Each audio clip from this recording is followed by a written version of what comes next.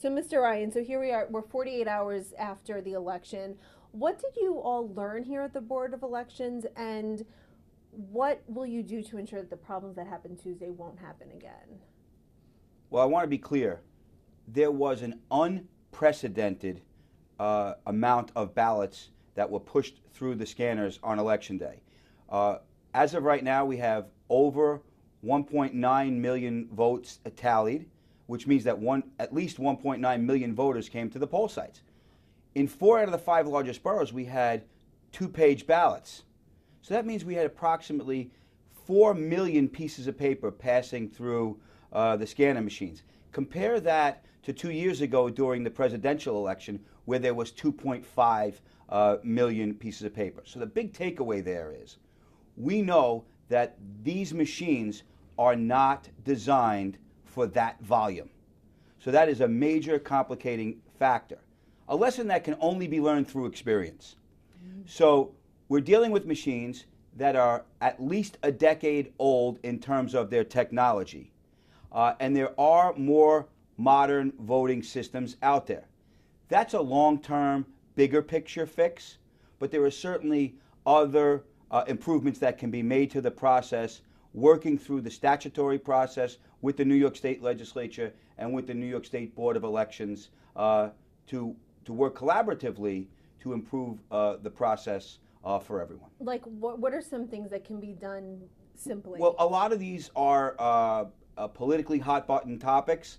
So as the executive director, I'm the day-to-day operations manager, not the policymaker, but there are certain things that are out there. Electronic poll books for one, and early voting to give people more voting options. These are topics that are going to have the public conversation. And it's appropriate, though, for us to work through the process. Keep in mind, the New York City Board of Elections is the last stop on the train. We are a highly regulated environment, elections. We have to follow federal law, we have to follow New York State law, and we have to follow regulations from the New York State Board of Elections. So we don't have the flexibility to just do whatever we want to fix the system. We have to follow the rules. For example, vendor choice. There are currently 2 approved vendors for voting machines in New York State. That comes from the State Board of Elections. We can't just go out, look at the voting machine market, and pick whatever voting machine we want. We have to work within the rules. And we're doing that. And I suspect that there will be more engagement in that regard moving forward. I think that the state legislature is going to take a closer look at these things and ask us our opinions. As a matter of fact, there's a hearing on some of these issues next week with the New York State Assembly. I believe it's the 14th or the 15th, and we've been invited to testify at that hearing, and some of these topics are on the agenda, and that'll be at 250 Broadway. So, for example, if picking out different machines, that's not the New York City Board of Elections, obviously. That's not your purview. Correct. These machines have been in place since 2010. Their expected life cycle is 10 years, which means that we're already in year 9 with these machines. And I also want to point out that the state didn't make this choice either. This was done by an act of Congress after the Bush v. Gore litigation concluded, and Congress decided that we had to modernize the elections process. Once that path was established, it meant that periodically we were going to have to upgrade the technology of the voting machines. That stands to reason. Gone are the days where we had those old workhorse lever machines that lasted for almost 50 years.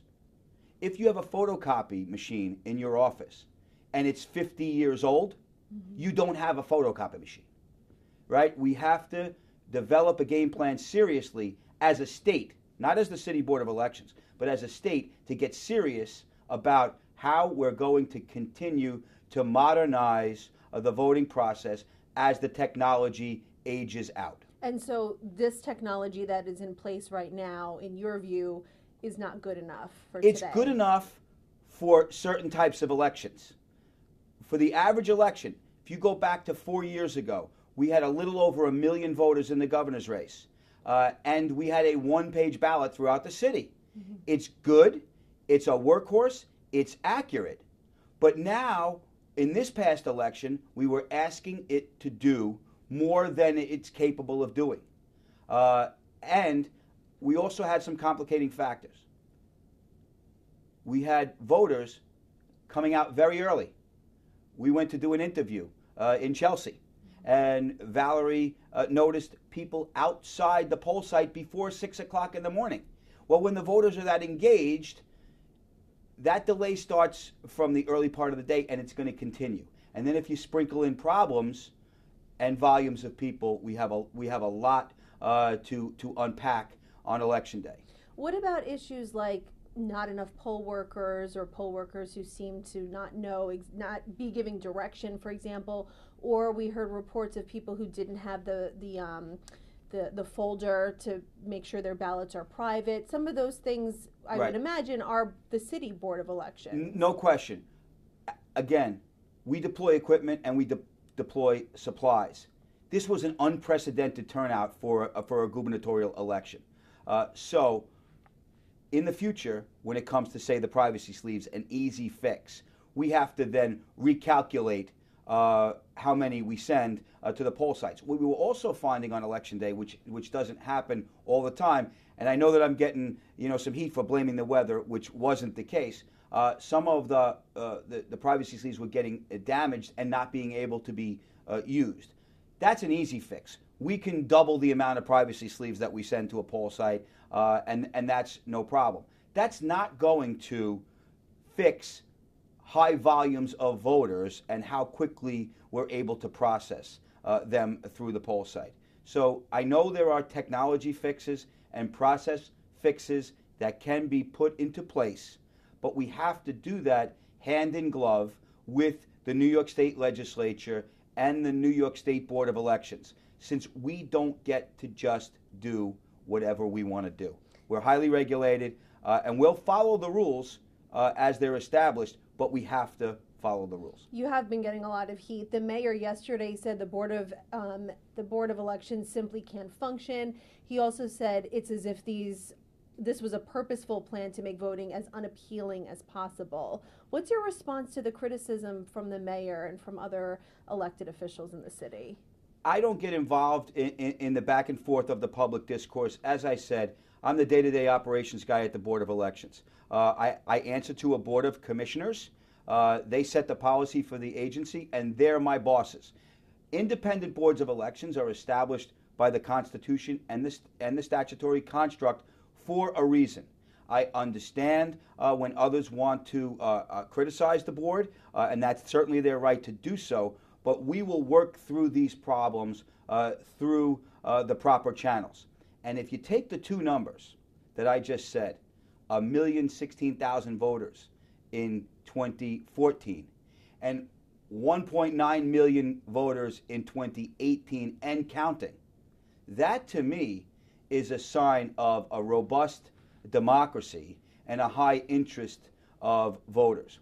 And we serviced those voters as best we could within the circumstances that presented themselves to us.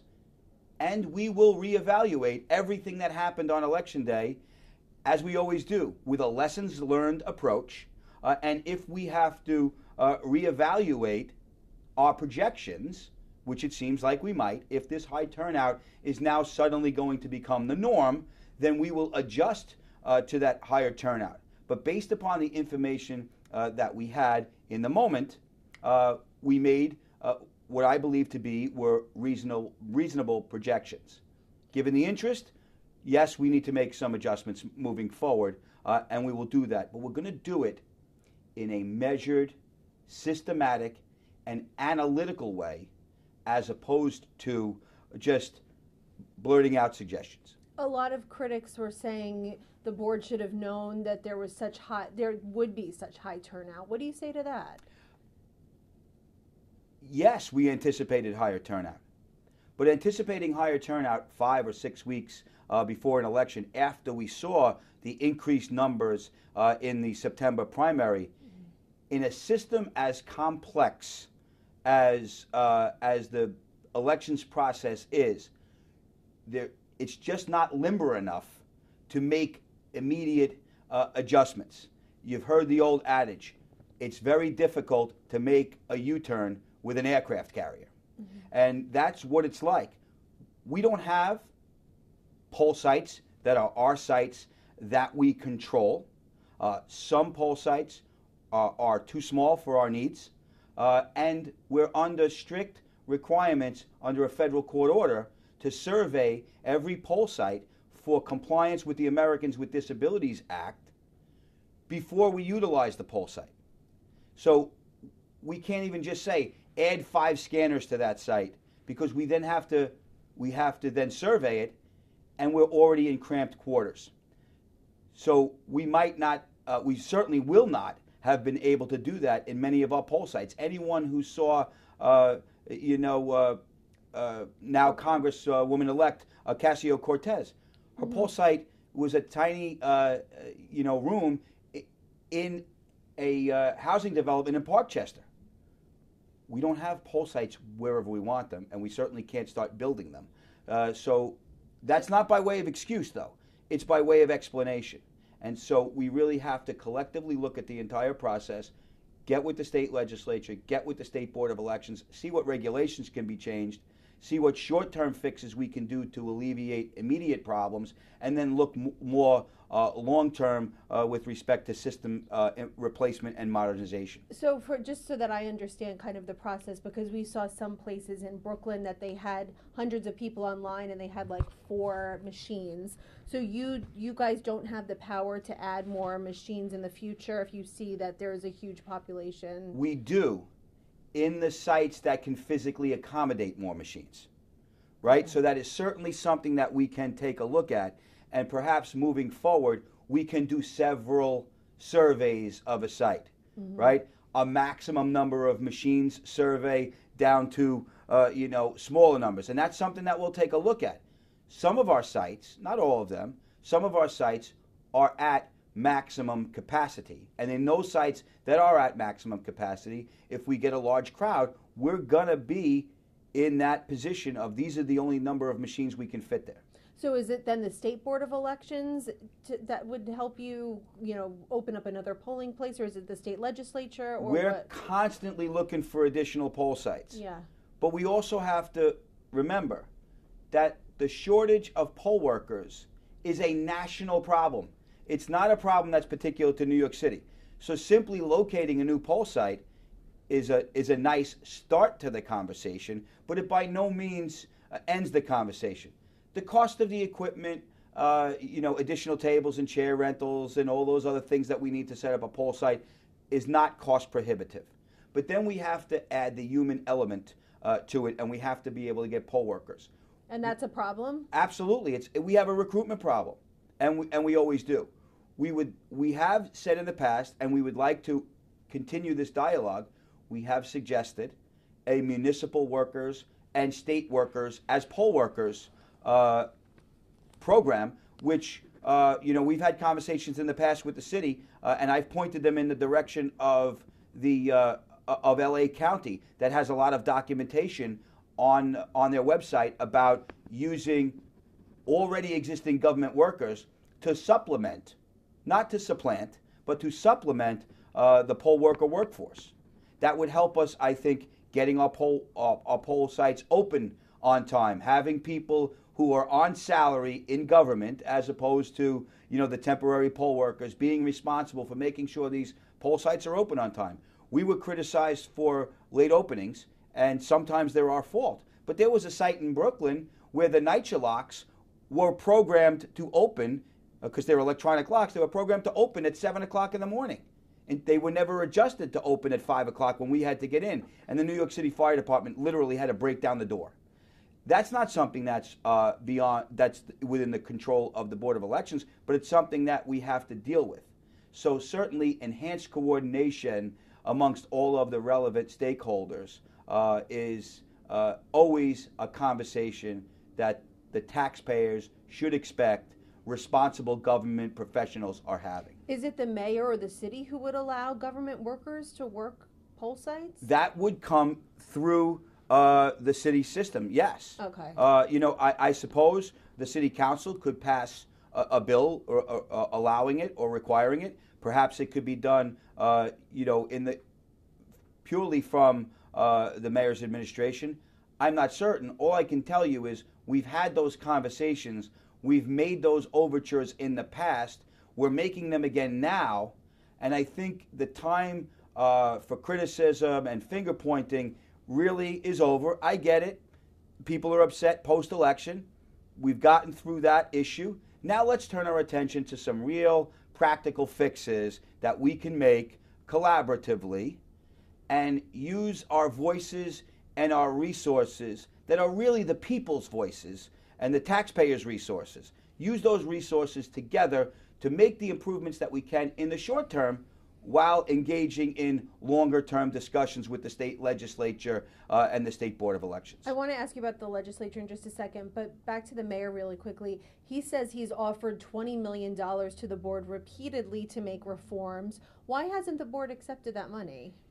That was part of a discussion that occurred between, I was present, it occurred between the commissioners. We did have a meeting about that with commissioners and representatives from the mayor's administration. It didn't happen. I will say this, where I will be approaching the commissioners again with respect to having a discussion about additional resources. But one of the things that needs to always be respected is the board is an independent body. And, there are a lot of players out there, and whatever we do, it's important for the voters to know that not only is the actual independence of the board being maintained, but the appearance of independence needs to be maintained as well. This is a bipartisan agency established by Constitution. That bipartisan arrangement needs to be actually kept and kept by appearance. So we can work through issues with all of our government partners, but it has to be done, as I said, in a reasonable and measured way. So you don't. Is it fair to say the board hasn't taken the money because you don't want to make it look like you're taking monny from a Democratic mayor? No, that's not what I'm saying. What I am saying is perhaps the question needs to be asked of the administration what the money was for, but. This went back to 2016. Right. No, that's in the immediate lead up to the 2016 general election, it didn't happen. Mm. It's now being revived again by the mayor as a conversation. So, in my role, I will revive that conversation with the commissioners. And if there is common ground that we have areas of agreement and overlap, I'm sure we're going to be able to work through these issues. But I want to shift the focus just a little bit. Mm-hmm. It makes it sound as if there's rancor between the board and the mayor's office. I can tell you from reports on election day that the mayor's staff offered sincere and practical assistance on election day. So in the moment of difficulty, the board and the mayor's office worked in a cooperative and practical way to make sure that the voters were serviced as best they could be under the circumstances. So we thank the mayor and his staff for that assistance. This other issue is part of a longer conversation, and we'll work through it. But even with an offer of $20 million earmarked for certain things. What was it earmarked for in your view? Some of it was outside consultants. Right. Some of it was a poll worker raise. Another piece of it was poll worker training, I think. Right.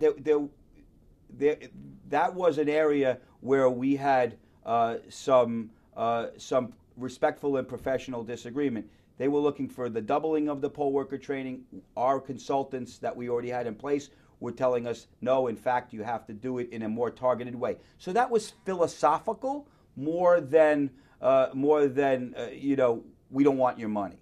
But then another piece of it, there was about $4.5 million where they wanted us to mail the voter history of each voter to the voters. Well, that particular piece of the puzzle was offloaded to the Campaign Finance Board. The City Council passed a bill that became law, and the Campaign Finance Board now will be mailing the voter history to the voters. So 4.5 million of that really is in the purview of this Campaign Finance Board now by action of the city legislature. Because the mayor yesterday was saying, I've never seen an organization who would refuse $20 million. And people might look at this and say, how would they refuse 20 million where, they want you to hire an outside operations consultant, have this blue ribbon commission, work on getting email and text alerts. To the common person, it seems reasonable, but is it not? All right, so I'm gonna talk to you about the email and text alerts. Our commissioners have made overtures to the New York State Legislature to change the election law. We want to be able to keep people's cell phones and emails private. Mm-hmm. We can't under existing election law. The only thing that we're able to keep private under existing election law are the last 4 digits of your social security number, your non-driver or driver ID number, and you ready? Your fax number. Now, if you can tell me who still has a fax machine that they want kept private, then I'll say the election law is modern. We have made recommendations to the New York State Legislature to allow us to keep cell phone numbers and emails private. So if somebody requests our voter list, I don't want them, and the commissioners, more importantly, the commissioners don't want them to have your name, your address, your date of birth, your cell phone number, your email address. That is a recipe for identity theft. And you can get that information from us at a relatively low cost.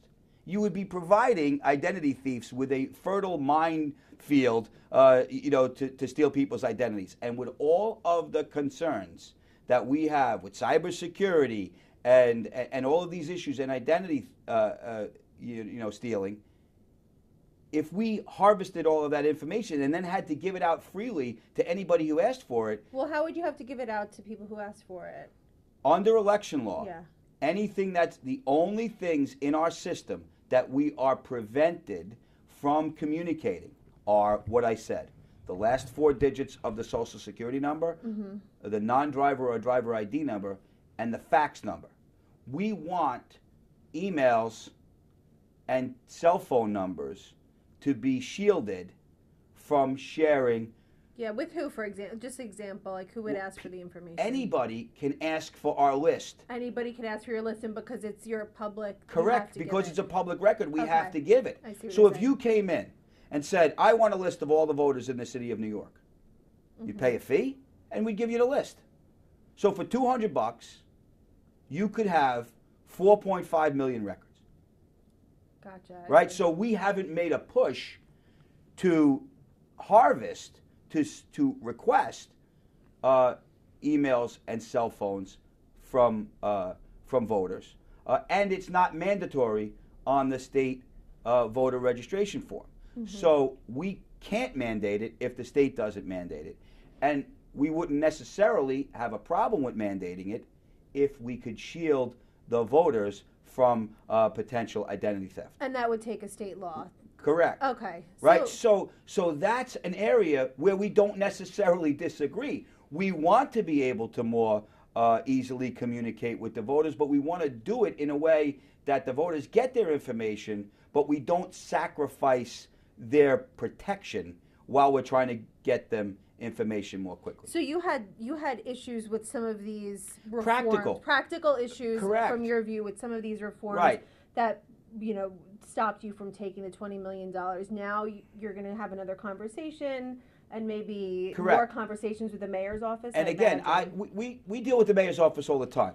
The mayor is the mayor, right? So we get our budget from the city. We worked through that process very well. If people would go back to my budget testimony from when I first started here to now, we have a very good relationship with the administration in terms of resources and getting the funding that we ask for each and every election cycle. And I really don't want this one area of disagreement to undermine what is otherwise a very good, practical, working relationship with the administration.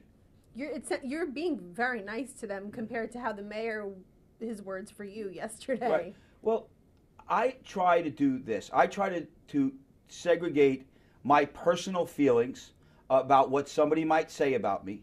There's a you and the board, right. Yeah. No, I understand, but me and the board from maintaining professional focus, and I have to maintain a professional focus to lead this board every day, and most especially when the waters are a little troubled. And so that's my focus.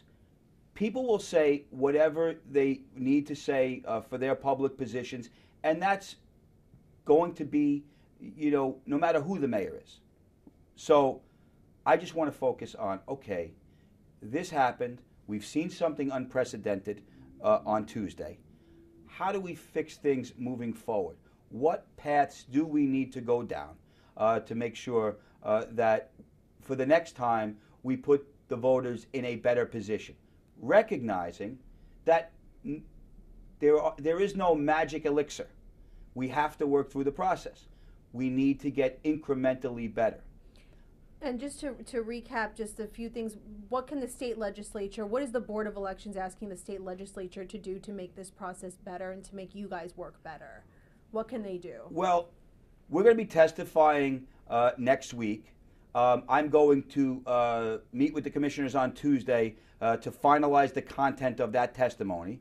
And because I'm the day-to-day operations guy and not the policy guy, I don't want to get out ahead of my bosses and make public statements about what fixes should be made.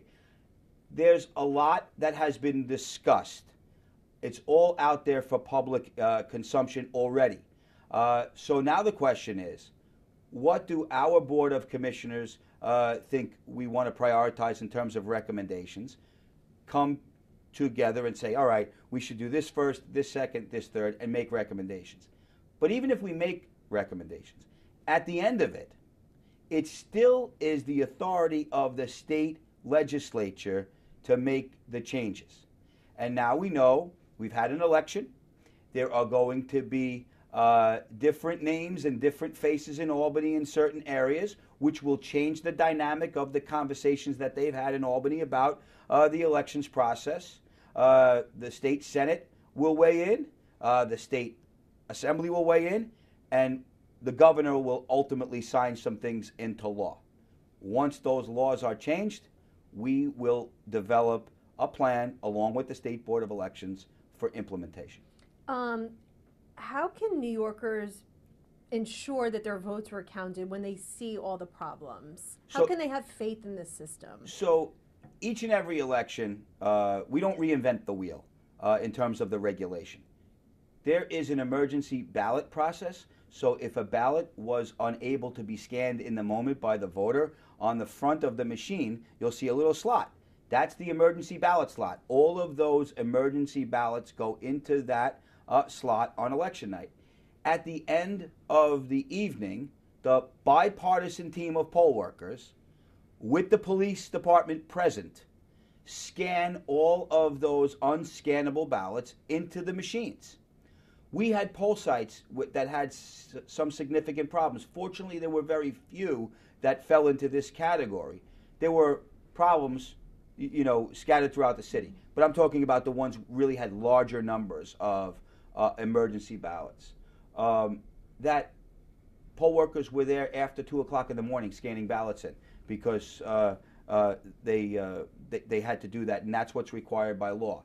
If the ballot is unscannable for whatever reason on election night, there is a process in place. I believe it's page 91 of the poll worker manual that says take those unvoted ballots back to the site, transported by the New York City Police Department in the custody of the NYPD, brought back to our offices, and then scanned into the system in our post-election process.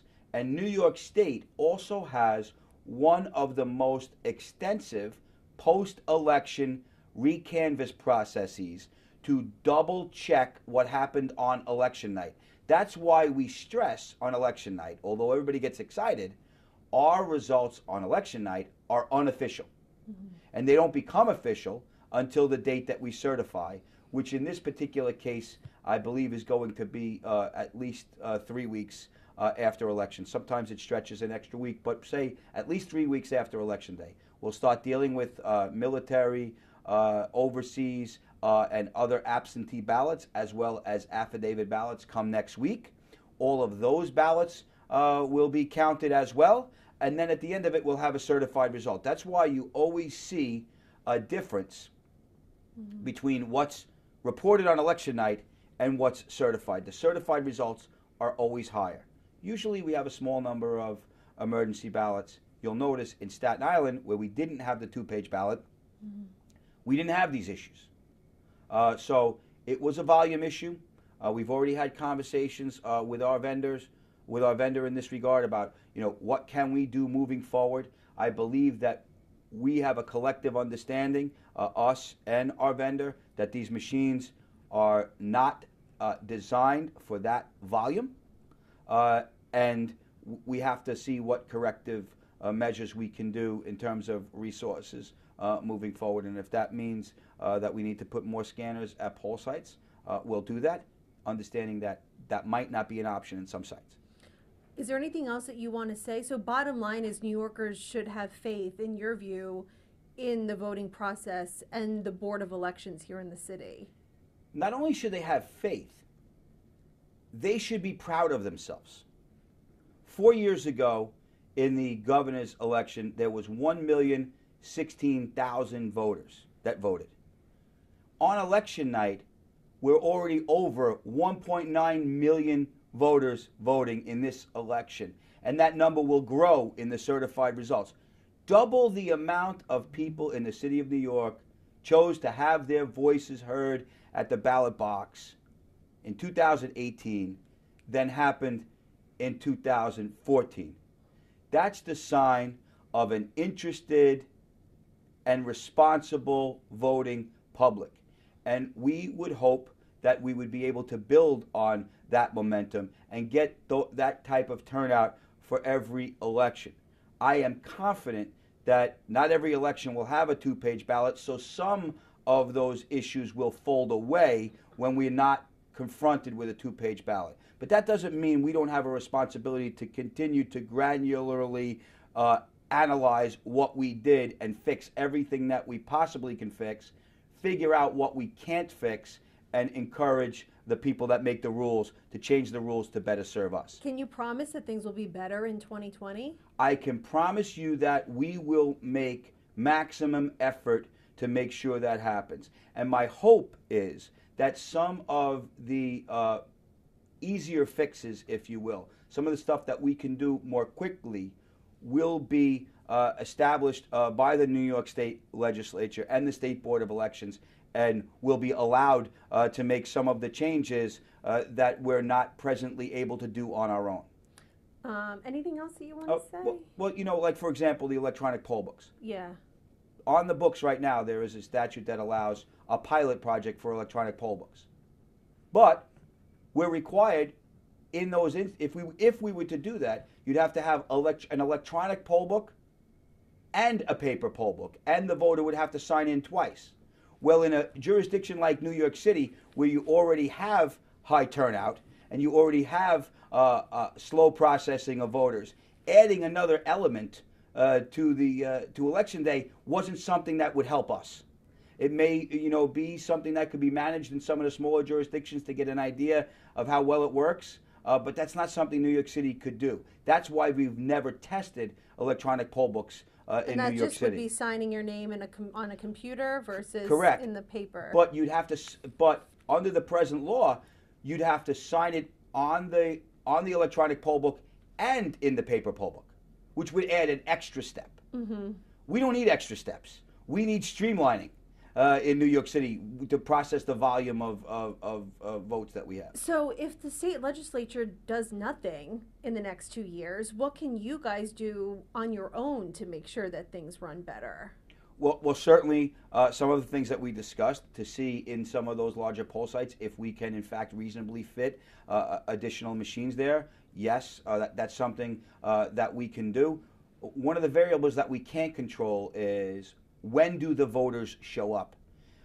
It's not like we get, voting by appointment where we have a steady stream, all day long. We call it the two-humped camel. We look at our graph, and you usually see a spike in the lead up to the workday. Of course, and before and after work and then is another most spike convenient, after work.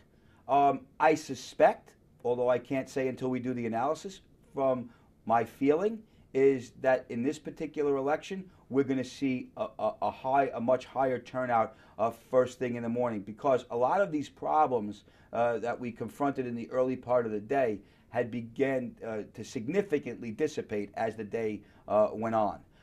So I think as the volume dropped off, we were able to catch up. Mm-hmm. So what I'll tell you about the scanner machines and when they go down is, the analogy I think that's best used is, it's like a car accident on a busy highway. Yeah. Once the accident happens and the traffic backs up, even after you clear the accident, it takes time for the highway to get back to normal traffic flow. That's the same thing at a poll site. Once we experience problems at a high volume poll site, and then we get those problems addressed, you already have significant numbers of voters waiting in line. If we're not at a two-page ballot, we're in much better shape. That's just the practical reality. I don't know how many other organizations or industries can, within a 5 or 6 week period, deal with an increase of from 2.5 to 4 million and say that they came up with a perfect plan to address it. Mm-hmm. This is something that hadn't happened before. It was the first time in the history of the city of New York. Clearly, there will be lessons learned. We're still, 24 to 60 hours out of the election, if my math is correct. Jumping out ahead and making statements about what's going to be different in 2020 would be irresponsible at this point. We really have to dive into the numbers, do our analysis, and make our steps in a reasonable, measured, intelligent way, and not respond to external stimuli. Anything else that you want to say that you think is important? It just seemed to me like the old-fashioned, those lever machines worked so much better than the process that they have now. Well, on that point, there is a product out there that I would refer to as, and I will not speak to vendor specific, but there's a product out there that I've seen that I will call an electronic lever machine, which would give you all of the convenience of an ATM-style touchscreen with a paper backup. Because you need the paper backup. That's by law. Right. We need it by law, and the conventional wisdom is, and the fear is, with all of the potential cyber issues that we deal with, if there was a tampering, mm-hmm. how would you double check if you don't have the paper backup? Right. So that seems to be the security blanket and the safety net that everybody wants. But there are multiple vendors that have it, but the one that I've seen that was demonstrated to me that impressed me is an ATM-style machine where you make your selections, it prints your selections in a self-contained device on a piece of paper, you review those selections, make sure that those are the selections you want, you hit either reject, in which case you can bring it back to the poll worker, they can cancel it out, you can do it over, or you hit cast my ballot, and your ballot drops into a bin. We then don't have to print paper ballots. We don't have to do all of these ballot styles. It would give us flexibility with respect to servicing people in different languages. there are more modern systems out there that would relieve a lot of the choke points that the City Board of Elections experiences because of what we have to deal with. That said, the machines that we have presently are reliable. They tally the votes well. They're durable. But they're just a generation behind in terms of their technology. Do you think that we'll get new machines by 2020? I think that conversation has already been underway. As a matter of fact, I know that conversation's already been underway. And now we were confronted with this two-page ballot for the first time. And it's important for those folks that make those decisions to understand the seriousness of and the urgency of that conversation. It's beyond our purview, but I am certain that I will have ample opportunity to make those encouraging statements within the proper channels.